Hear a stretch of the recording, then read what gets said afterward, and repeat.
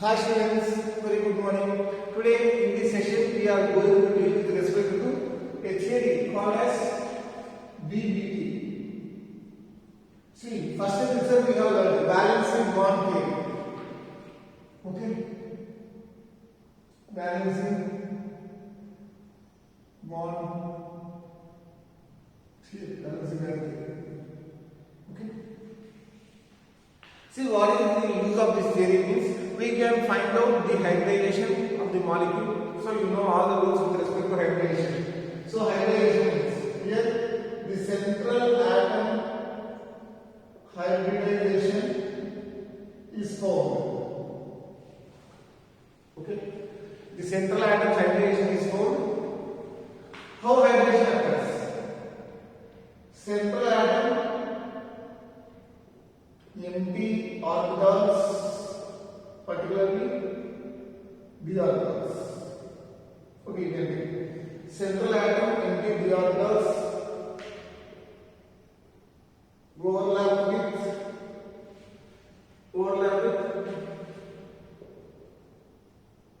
filled electrons of ligands.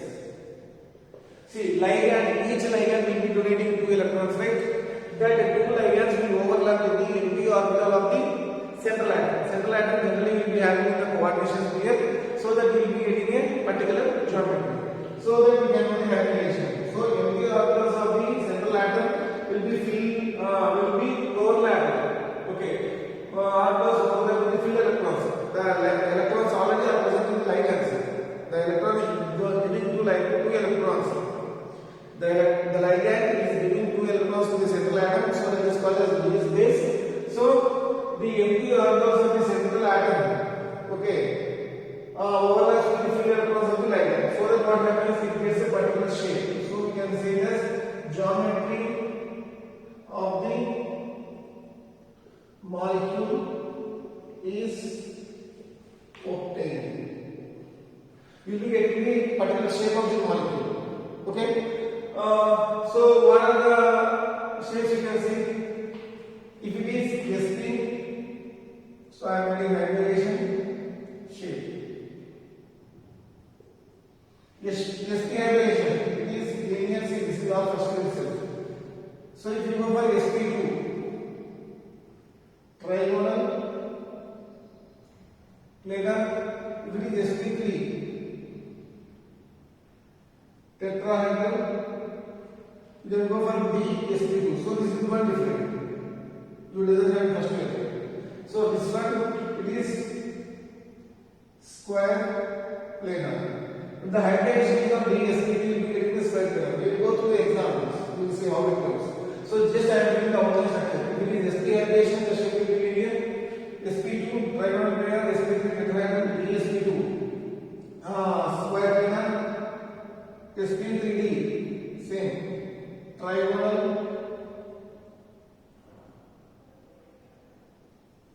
bipyramidal. There is something like DSP3. Okay, this started octahedral. You can see DSP3. This is something like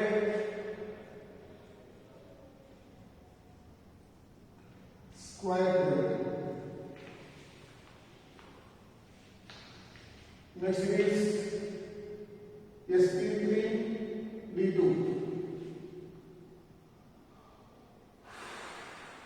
octahedral, d2 sp3 octahedral. So this is the hybridization. These are the shapes. So this is the one of the major area. The area where you can expect questions in this chapter. One is hypermagnetics, one is this area. Find out the hybridization or find out the magnetic moment. Okay, first remember this is enough. So if I say this one, what are the d orbitals involved? So it is dx square y square, dz square. Same here also, dx square y square, dz square. The 2d orbitals, whatever you are getting involved in this sort of hybridization, it is dx square y square, dz square. Right? If you go for the square pyramidal, if you go for the square pyramidal,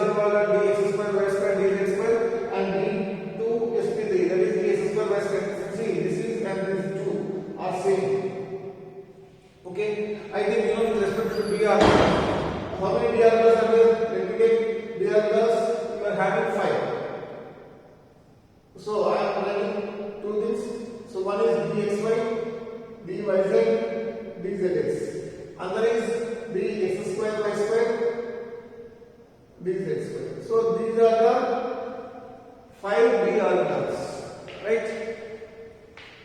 5 d orbitals. Again these x square y square z square, these two are called as axial orbitals. Axial orbitals, and these three are called as non-axial orbitals.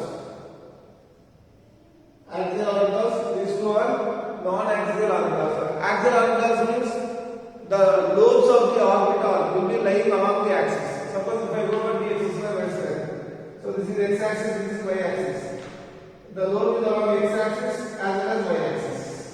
Okay, this one as well as z square. Something you will have like this. You will have a column. This is called as column, and this is z axis. Electron roams further along the z axis, so this is called as dz. So this is xy. So this is x square y square. So this is d x square y square, and this is dz square. And if you go for the remaining, so if I take x axis this one, y axis this one, the lobes will be in between the axis. This is one axis, this is one axis. In between the axis we are having same thing. The lobes xy axis. This is something like yz axis. Same in between the axis we are having, and something which is zx axis. So this is d xy, d zy, d zx. So as these, see the x square y square, dz square, these two are along with the axis. So we can call these two as axial orbitals, and it has been represented with symbol Eg. Eg, these two, and these three, these are called as non-axial orbitals. These are indicated with T to G. T means triplet, G means array. That is not your condition. If you go for the symmetry, that is not your syllabus or yes status. Generally, G means gerade, T means triplet. Okay, E means identity, G means gerade. So these two axial orbitals we are having. Okay, means they are presented.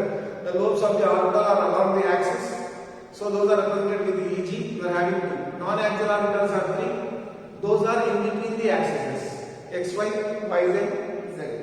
Right? So in this way, so what are the d orbitals that are involved in here that we have written here? Okay. So in sp3 we will speak the same orbitals. Axial orbitals are being involved. If you go for here, d z square sp3 here, d x square y square here, d x square y square. All whatever you are seeing, the d orbitals are axial orbitals only. Right? So this is the information what we have. By using this, we can find out the hybridization of the molecule. Hybridization of the electron means the empty orbital of the central atom overlaps with the filled electrons orbitals of the ligand, so that it results in the formation of a particular geometry.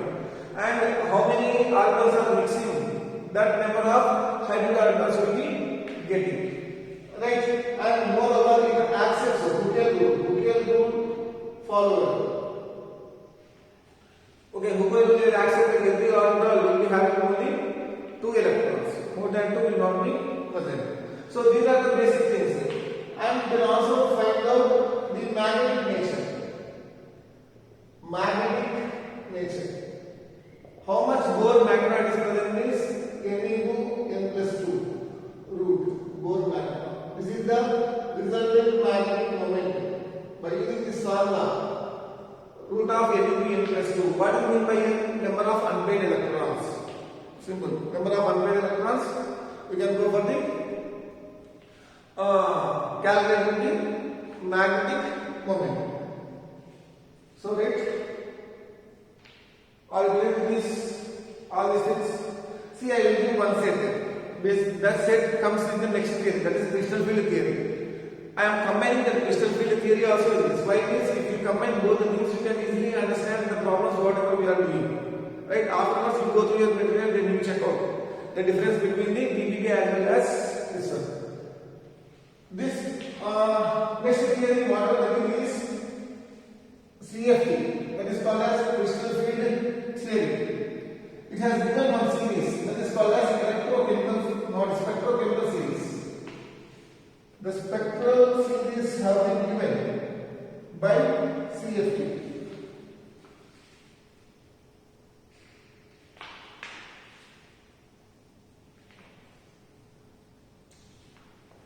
See, you remember this one. This is a very highly important, right?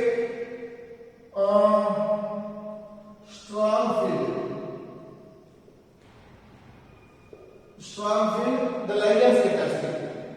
You are having strong ligands as well as weak ligands. You can take the strong ligands. Strong ligands. See, this is the core part. This is the major heart of the coordination chemistry. Right?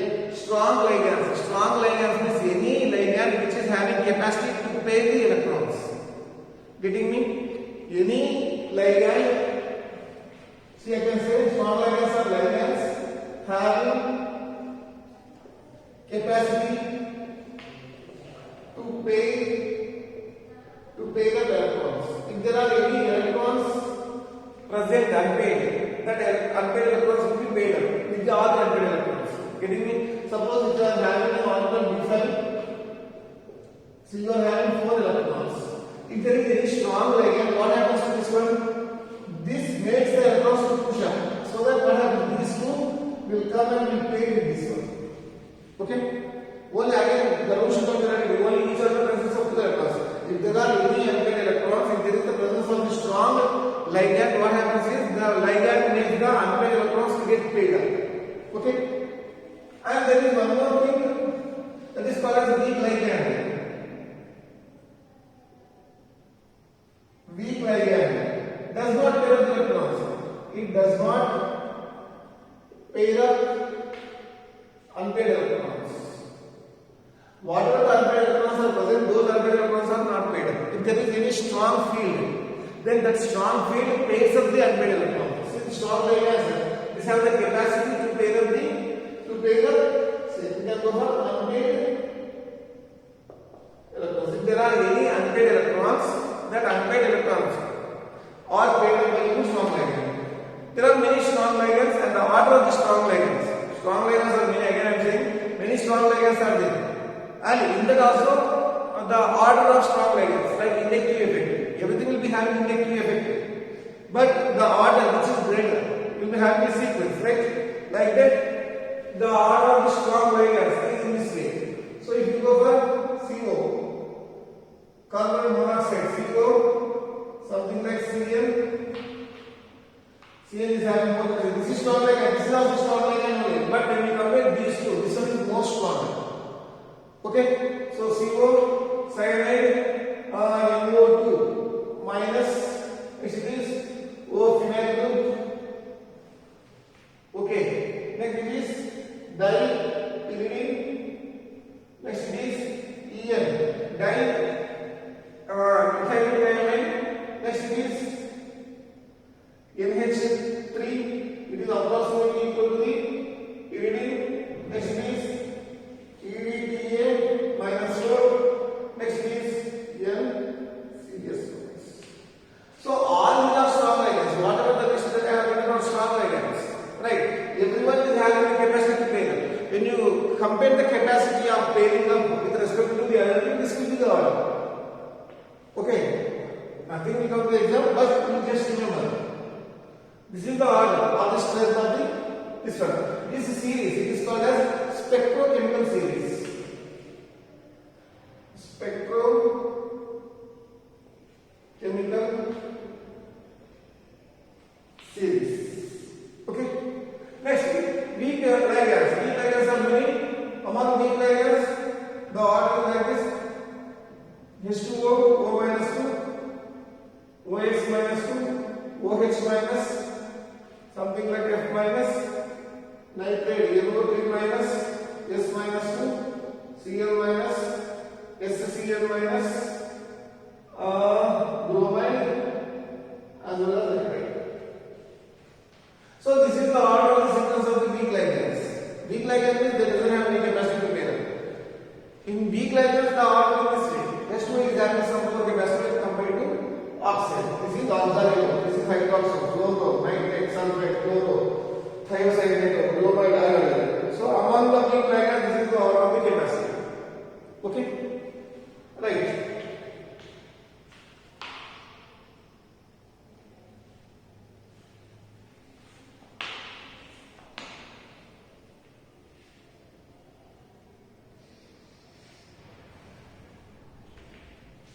Now let us take some examples and how to find the hybridization of that particular example. Okay, let me write that. See, there is one thing called as sp3 b2 hybridization, b2 sp3. See, the major content in this chapter will be dealing with coordination number 6. See, what is the shape? How many orbitals are involved here? 3 plus 2 plus 1, total 6. Here also 6. And one more is 4. With respect to 4, that is sp3, b sp3. 99.99% the exam questions will be from this area only. Okay? So, what is the difference between these two? sp3 d2 means, suppose if you take, this is the nucleus orbital.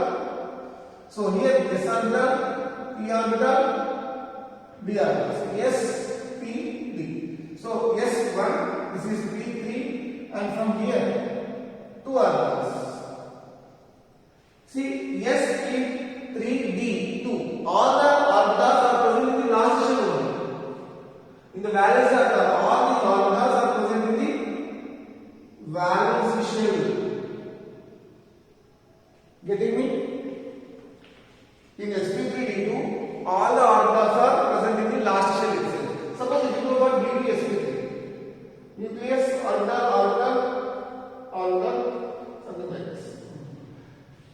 Yes, P3. Yes, P3. P as well as S are present in the valence shell. D, it is present this one. Inside the. So if I take this N, if this is N, what will be inside shell? It will be N minus 1. Okay, the inner shell. This is last shell is 1. If the last shell is 3, what will be lower one? It will be 2, right? So what does this indicate? So D orbital. B2, what we are getting from n minus 1? sp3, we are getting from n orbital. Here, all are from n orbital only. So, this is the difference between these two things. sp3, d2 means all orbitals are present in the valence shell. d2, sp3 means d is present in the inner shell and sp3 is present in the outside shell. These all will combine and becomes d2, sp3. So, this is called as inner orbital complex. This is called as inner orbital complex and this is called as outer orbital complex. Getting me? D2 sp3 is inner orbital complex, means inner orbital is present in this complex.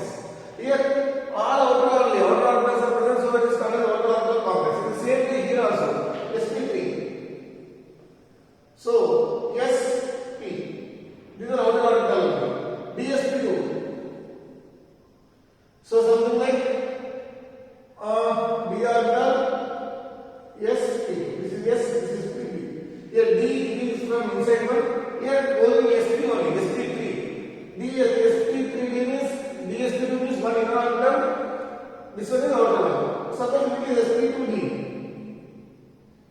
All outer only. So this one you can call it as, if it is inner one is included, this called as inner orbital complex. If no inner orbital is present, then that is called as outer orbital complex. Right? Inner orbital complex is also called as low spin complex. Okay, don't go for this spin cycle only. This is the thing with respect to the hybridization. Now let us take some examples and solve.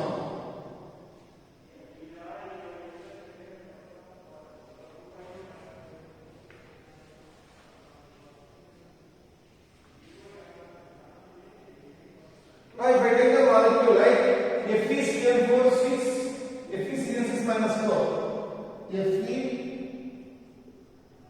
FeCN6 minus 4. This is the molecule. I want the hybridization of this respective molecule.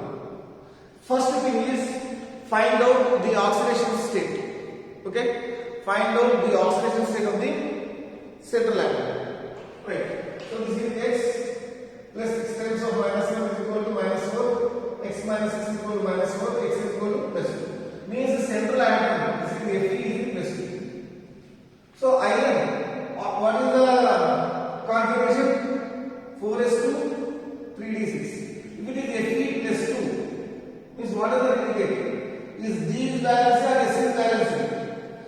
is as because it is 4s.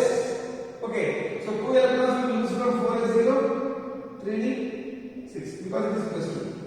Now what I am doing is I am writing d6 of iron. So almost 1, 2, 3 or 5 are there. 1, 2, 3, 4, 5. This is d6. Clear?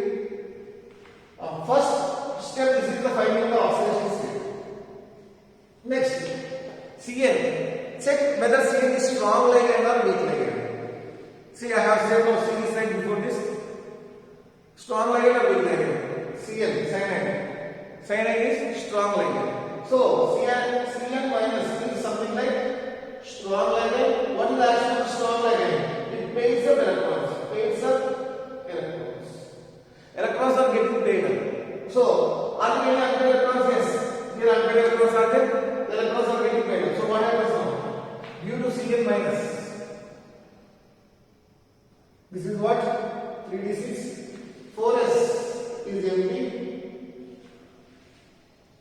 4p is also empty. 4d is also empty. This is for iron. Now, due to the presence of cyanide, what happens? The unpaired electrons will be paired. So, what happens? Fe. Here you are having 2. Here you are having 2. Here you are having 2. These two are empty. Okay. Now, what happens? 4s central atom, 4p, and next is 4. Now what happens is, how many cyanides are there? 6 are there. Okay, 6 cyanides. Each cyanide will give how many electrons? 2 electrons. So here we are having regular doses 2 8. Here 1 8. Why I am taking up to P means here 3, 4, 5, 6 because we are having 6 cyanides. Okay, cyanide is having the capacity to pair up. So what happens now? Electrons of cyanide, electrons of cyanide, electrons of cyanide, electrons of cyanide, electrons of cyanide, electrons of cyanide. Clear? See, 6 cyanides. This is one cyanide, second, third, fourth, fifth, sixth. So what is the hydration now? So 2d are of freedom. 1s orbital, 1p orbital, 3p orbital. So d2 sp3 is the hybridization whatever that is present in the FeCN6 minus 4. Okay, this is how we should calculate this one. If you go for the magnetic moment, what is the formula I have said? Root of n into n plus 2. What is mean by n? Unpaired electrons. Are there any unpaired electrons here? This is the complex. No unpaired electrons. So it is 0. No unpaired electron means it is diamagnetic. No unpaired electrons if they are present. No unpaired electrons is present means then that molecule is called as diamagnetic molecule. If unpaired electron is present, then that is called as paramagnetic. Or again with this, first if any component has been given, first find out the oxidation state. That is the first condition. You have find out the oxidation state. You will be getting this. Go for the electron configuration. This is the second one. Go for the generally iron is 4:36 configuration, final configuration. If you want to make the effect plus 2, then you should remove 2 electrons from the outer valence system. Then third one, look at the ligand. Okay, look at the ligand. If it is a strong ligand, if there are any unpaired electrons in the central atom, they will be paired. Then go for this one. Will be getting. After calculating hybridization, go for the diamagnetic or paramagnetic. Diamagnetic or paramagnetic is explained based on the number of unpaired electrons. Okay? And magnetic moment, you will be using form of root of n into n plus 2, and n is number nothing but the number of unpaired electrons that are present in the central atom. Right? In the same way, I will give you one more molecule FeCN4 minus 3. So, FeCN4 minus 3. So students, pause the video and try to solve this question whatever that you are getting with respect to this molecule. First, what is my idea? First, go for the oxidation state.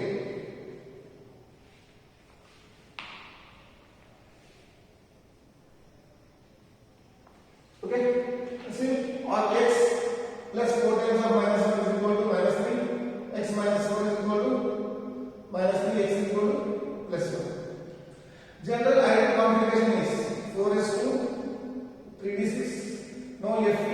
plus 1. So what happens? This 4 is here 4, and here 6. So take the 6, it will be easy. 6, so it becomes 6. So it is 6, it becomes plus 3. So you have plus 3. What happens? 4s 0, 3d 5. Here. So I am writing 3d 5. This is 3d 5. 1, 2, 3, 4, 5. Okay. This is 3d 5. 4 is 0. 4 is 0. And go for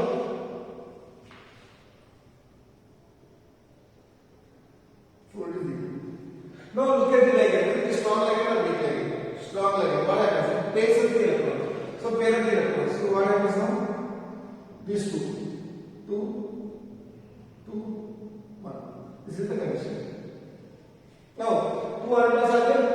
Okay? So these two are becoming cyanide. 4s.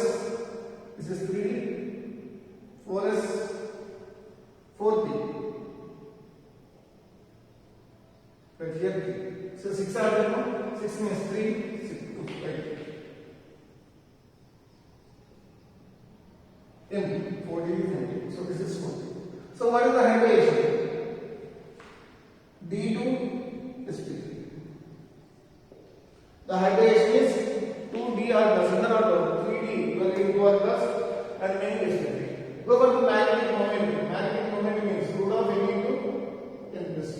So it is 1 into 1 plus 2, something like 2, 3.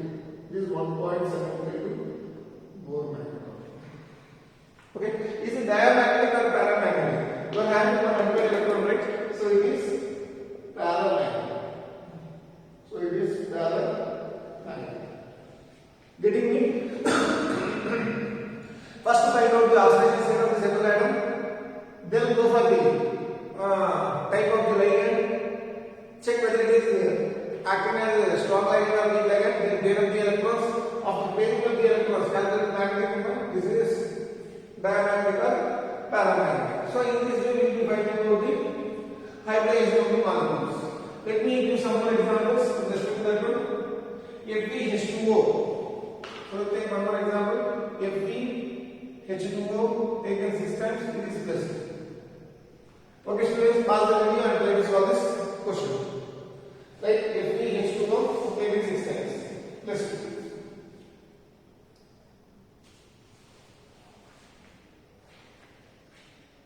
Okay, so x plus 6 times of 0 is equal to plus 2, x is equal to plus 2, right? Now, Fe is generally 4s, 2, 3d, 6, Fe plus 2 means 4s, 0, 3d, 6. Okay, now 3d, 6 means how much will be?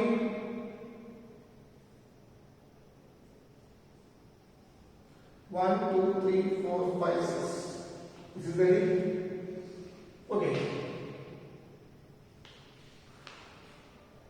3D, 4s, 4b,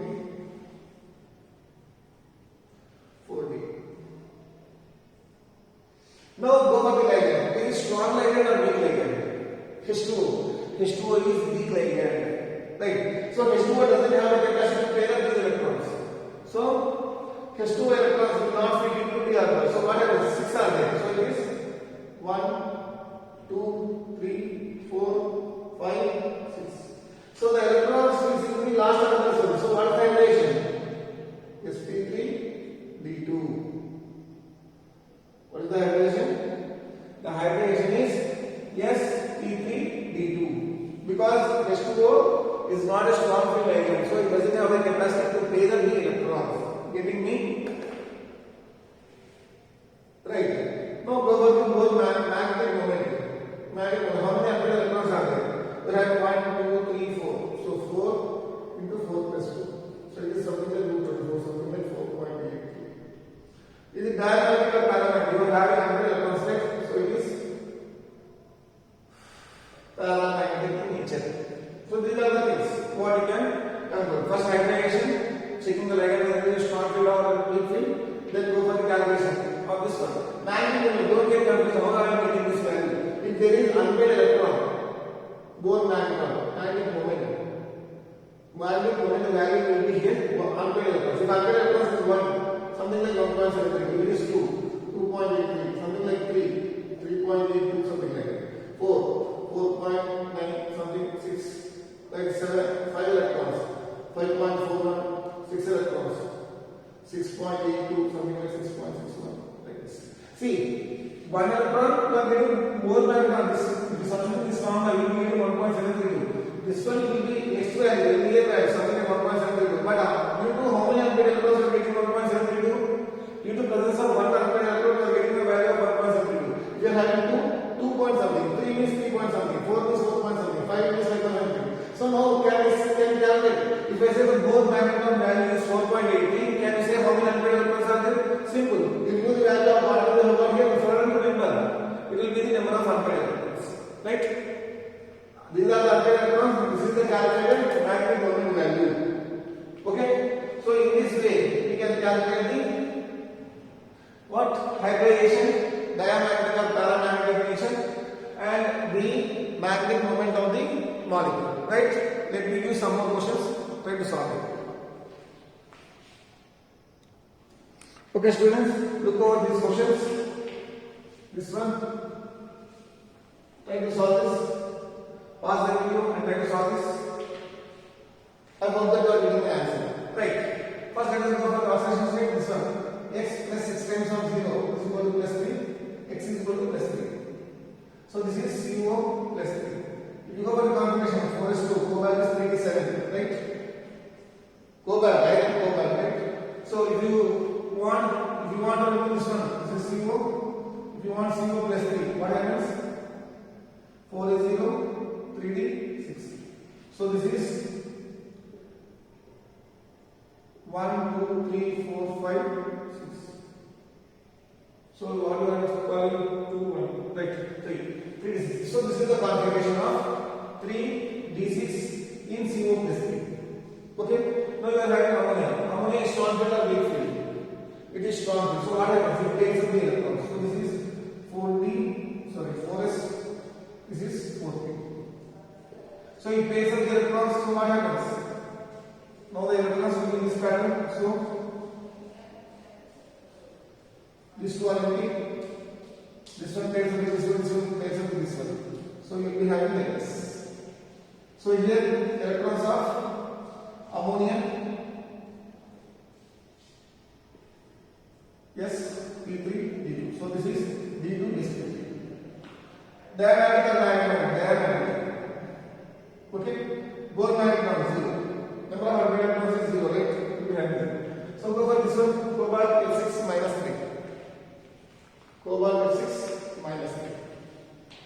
Right? So x plus 6 times of minus 1 is equal to minus 3. X minus 6 is equal to minus 3. X is equal to plus 3. So this is CO plus 3. It means what you will be having. Generally this is 4s to 3d7. This one is 4s0, 3d6. So 3d6 I am taking. Let me take here 1, 2, 3, 4, 5, 6. This is 3D, 4S, 4P,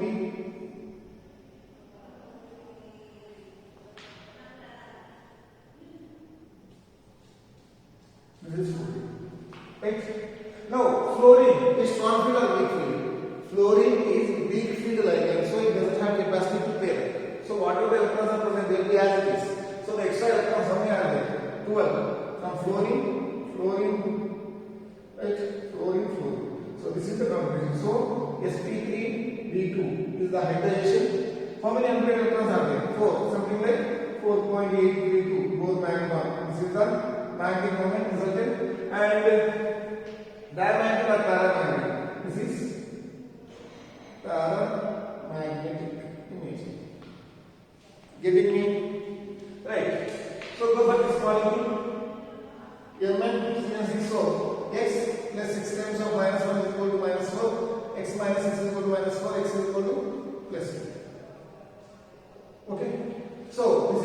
Mn plus 2, Mn generally is 4s2 3d5. This plus 2 means you will be getting 4s3. 3d5. So 3d, you are having 5. 1, 2, 3, 4, 5. Okay? 4s. This is 4s. This is 3d. Next is 4p. Like this you are having. Cyanide. First check this. Cyanide strong field or weak field? It is strong field. What are the plates of the electrons? So you will take like this structure. 1, 2, 3, 4, 5. Okay? 2 again are there. 4s and this is 4p. Fluorine, cyanide, we give 2 electrons here, 2 electrons of cyanide, 2 electrons of cyanide, electrons, electrons, electrons. So it is D2sp3. These are the electrons of 3. D2sp3 is the hybridization of this molecule. Right? So, what is the magnetic momentum? So you can call this 1.732 100 electron. So, what is the dynamic or paramagnetic? So this is paramagnetic because we are having 100 electron. So with respect to octahedral compounds, these are the things. You go through the molecules, you try to solve many questions, then automatically you will be getting the answers. Okay, let me take one tetrahedral molecule.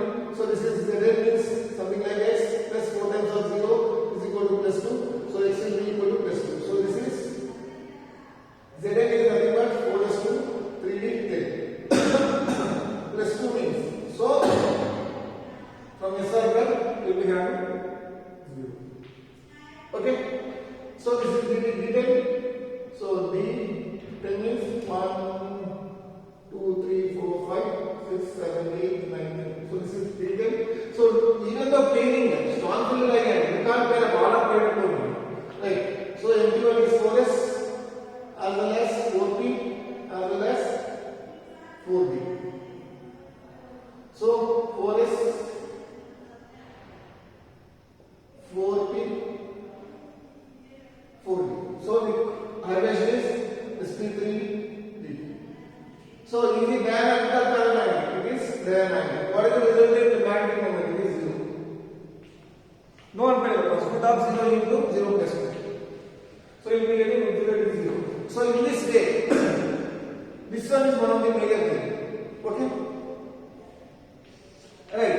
This is what it has been said with respect to balancing of area, and that series whatever I have given. That strong field ligand, weak field ligand, that is the series of CFT, not of BBT. If you are having that idea, then only you can solve. But BBT has not given. So BBT has not given the strong field ligand as well as weak field ligand difference. Okay, then it will become definitely the failing of the BBT. Getting me? Right. In this way you can find out the drawback of BBT. It could not distinguish strong field and weak field ligand. It could not give exact magnetic properties of the exact magnetic properties have not been given by BBT. That is one condition. It could not distinguish between the strong field ligand as well as the weak field ligand.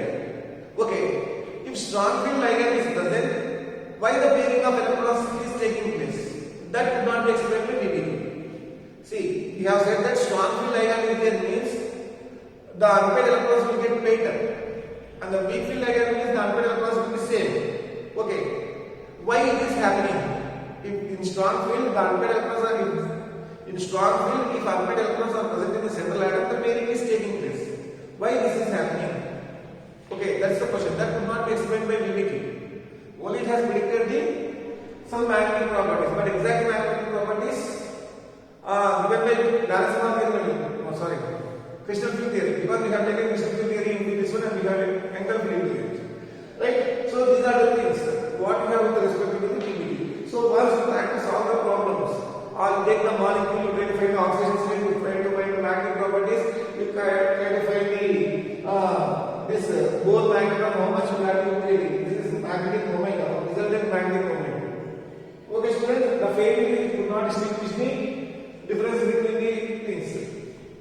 Right, and there are some special cases. The special cases will be taken in the next class. Okay, and there are some thermodynamic property as well as kinetic property. That difference also could not be explained by BBT. The failures of PVD are it could not distinguish strong field diagram and weak field diagram. The exact magnetic properties have not been given, and thermodynamic property as well as some kinetic properties could not be explained by PVD. Those are the failures of PVD, and this is what they have as they stay safe, stay home.